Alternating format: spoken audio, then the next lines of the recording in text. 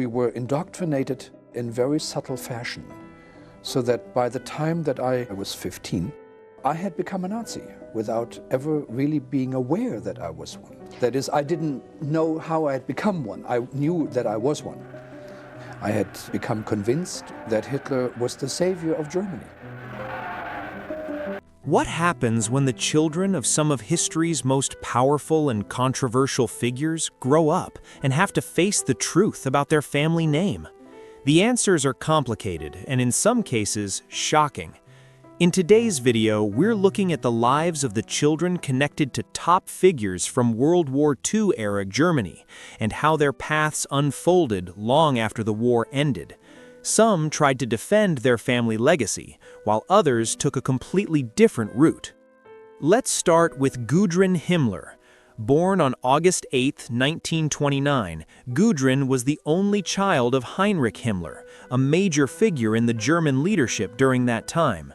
As a child, she shared a very close bond with her father, who showed her constant attention and care. He made sure she could visit him often, even arranging flights from Munich to Berlin so they could spend time together. When they were apart, he stayed in touch through frequent phone calls and letters. He even called her by a nickname, Puppy, showing a softer, more personal side within the family. She sometimes accompanied him to official events, giving her a unique view of that world from a very young age.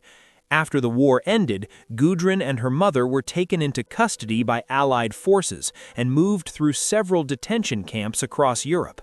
They were later called to provide information during post-war trials and eventually released in 1946. As she grew older, Gudrun remained strongly loyal to her father's memory. A Jewish child had won a contest as the perfect Aryan baby among 100 German babies who selected to represent their cause. She was involved in a group known as Stille Hilfe, or Silent Aid, which focused on supporting individuals connected to that past era. Her actions showed how deeply she held on to her personal beliefs, even as public opinion around her had changed dramatically. Next is Martin Bormann Jr. Born on April 14, 1930, he was the son of Martin Bormann, a high-ranking official within the inner circle of leadership at the time. As a child, he lived a very sheltered life, largely separated from the harsh realities unfolding around him. But everything changed after the war. As he got older, he began to learn more about his father's role in history. This realization had a major impact on him and pushed him in a very different direction. Instead of following in those footsteps, he chose a path centered around faith and service. He converted to Catholicism and eventually became a priest, dedicating years of his life to helping communities in places like Congo and Cameroon. Several months later, a lady who came to help my mother clean the apartment at that time said to my mother, "You know, I saw Hesse's picture in the newspaper on the magazine." This magazine was a Nazi magazine. My mother was both shocked and anxious and surprised. There was the picture on the piano right on the front cover of this magazine. For him, it seemed like a way to move forward and build something positive out of a difficult past. Later in his life, serious accusations surfaced from individuals connected to his time in religious service. These claims were reviewed by an independent commission, which led to compensation being awarded in at least one case. However, no formal legal judgment was made. At the time, Bormann was dealing with serious health issues, which made it difficult for him to respond publicly. Now, let's talk about Nicholas Frank. Born in 1939, he was the son of Hans Frank, a senior official during the war. Unlike some others on this list, Nicholas took a very open and critical stance when it came to his father's actions. As an adult, he made it his mission to fully understand and speak out about the past. He wrote books and gave interviews where he openly criticized his father and the system he was part of. His work focused on helping people understand the long-term impact of that period, not just on history, but on families as well. By speaking so directly, he offered a rare and deeply personal perspective that stood out from many others. and his message was clear. History should be remembered honestly, no matter how uncomfortable it may be. Now, let's move on to Etta Goering. Etta Goering was the only child of Hermann Goering and his wife Emmy Sonnenmann. Growing up as the daughter of one of the most powerful figures of that era, her early life was surrounded by privilege and attention, but everything would soon change in ways no one could predict it. Etta Goering's life started in a world of luxury, but it didn't stay that way for long. Born just before World War II, Etta spent her early childhood surrounded by wealth and attention. My mother took the magazine and rushed over to the photographer and said to him, "How did this happen?" The leadership of the Nazi movement had decided to have a baby contest, and they had asked the 10 leading photographers throughout Germany to submit their 10 best pictures in order to select the most perfect Aryan example of the Aryan race. She lived with her mother at the Goering family estate, Karenhall, where everything reflected her father's powerful position at the time. As a child, she was often seen at public events, carefully presented as part of a picture-perfect family image. Expensive gifts and rare artwork were part of her upbringing, including a famous Madonna and child painting by Lucas Cranach the Elder. But as the war came to an end, everything began to change. Etta and her mother moved to Obersalzberg, a mountain area near Berchtesgaden. Not long after, the world they knew completely collapsed. Her father was put on trial after the war and sentenced for his role during that period. He died before the sentence could be carried out, leaving behind a complicated legacy that would follow Etta for the rest of her life. Unlike others, Etta chose to stay mostly out of the spotlight. She rarely spoke publicly, but in private she held on to her personal views about her father. Over the years, many of the valuable items she received as a child became the center of legal disputes, and she lost several of those cases in the late 1960s. While some others connected to that era spoke openly about their family history, Etta remained mostly silent. However, during a rare TV interview in 1986, she expressed strong emotional ties to both of her parents, showing just how personal and complex her story really was. She passed away in 2018, leaving behind a life shaped by privilege, loss, and a past that never fully faded.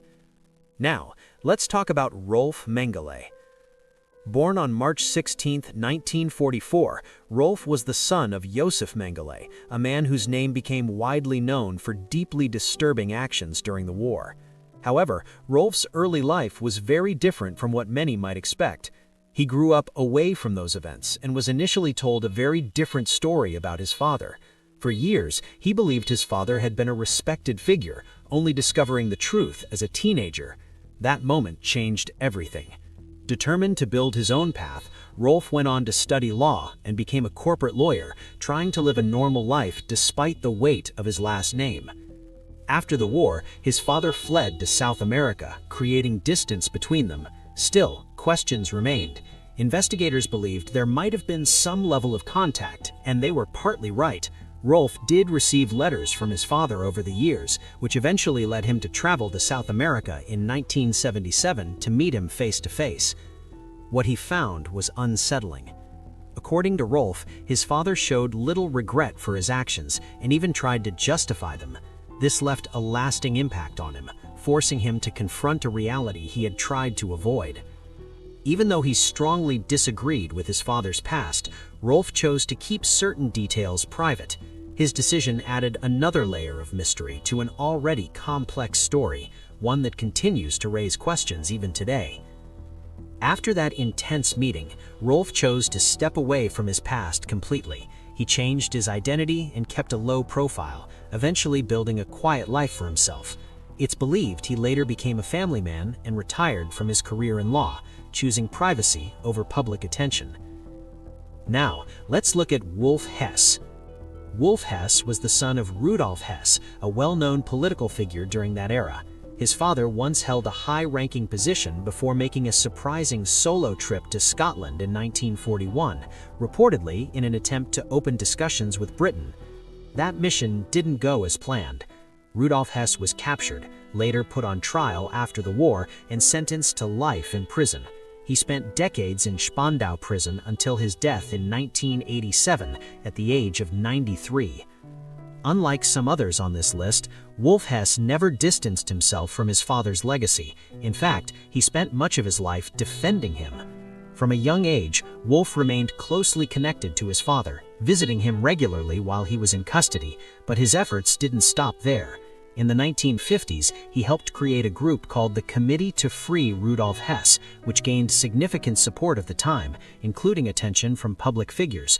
He also wrote books and spoke openly, trying to reshape how people viewed his father's actions. Even after his father's death, Wolf continued to question the official version of events, showing just how strongly he believed in his cause. Wolf Hess passed away in 2001 after spending decades committed to defending his father's name. Now, let's move to Albert Speer Jr. Born on July 29, 1934 in Berlin, Albert Speer Jr. grew up during a time of major political change. As a child, he spent time in Berchtesgaden, a mountain area where many high-ranking officials had homes.